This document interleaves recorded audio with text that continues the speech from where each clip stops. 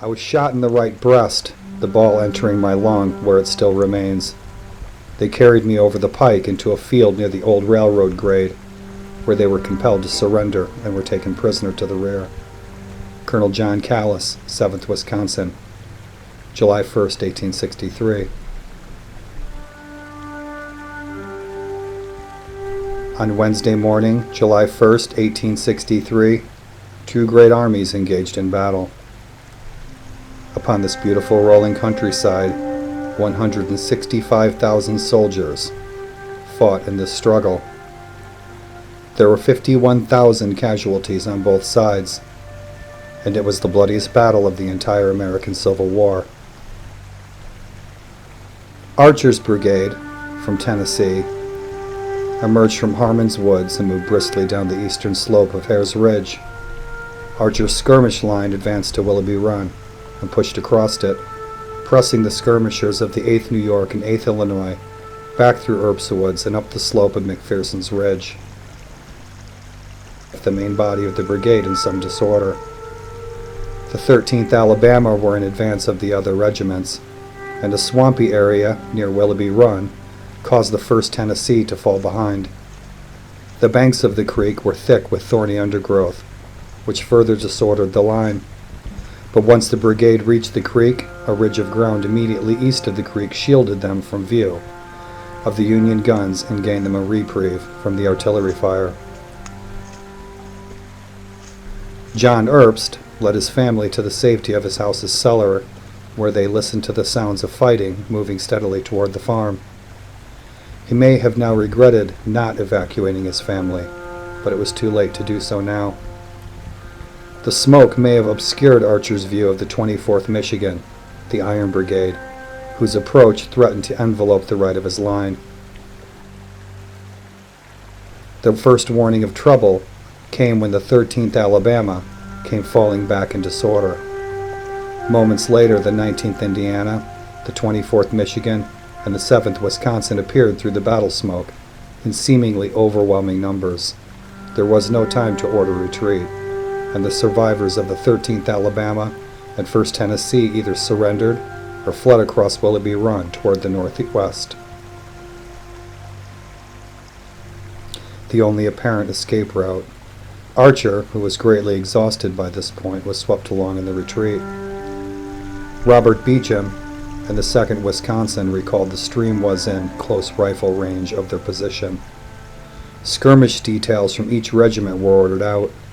The men took cover in the brush along the banks of Willoughby Run or in the oat fields west of the stream on the Harmon farm.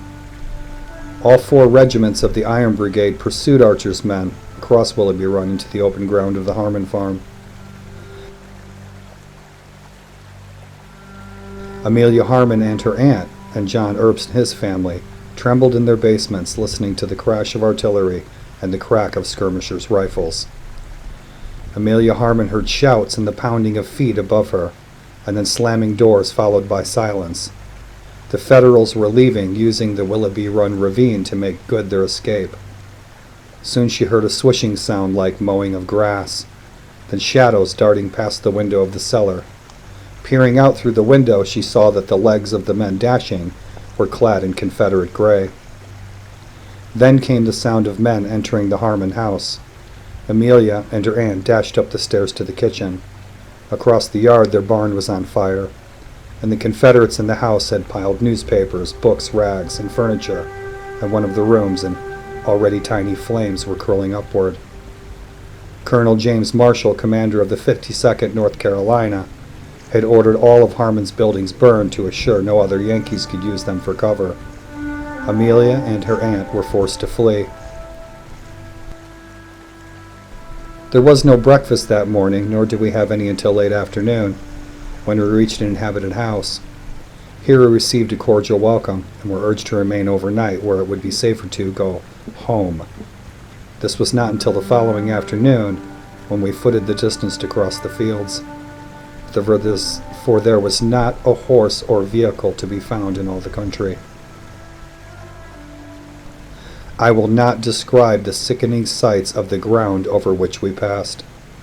I would that I myself could forget them. When we reached the site of our home, a prosperous farmhouse 5 days before, there appeared only a blackened ruin and the silence of death. This chapter is closed. Here I draw the curtain and allow the scene to fade into the shadow of the past. As spoken by Amelia Harmon, witness of the first day's battle on the Harmon farm in Willoughby Run here in Gettysburg, Pennsylvania.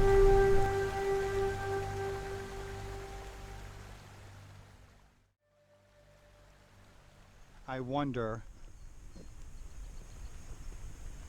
how people might perceive the contrast of the beauty of this area and this national park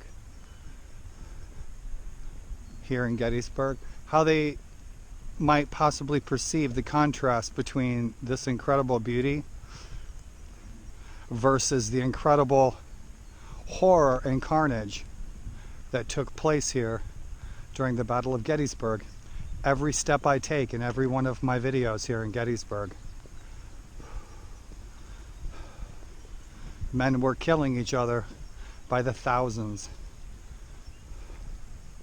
Something to consider.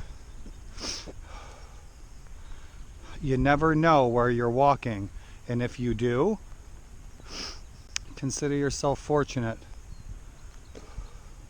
to know what happened, where it happened, when it happened, and who it happened to. Share that knowledge.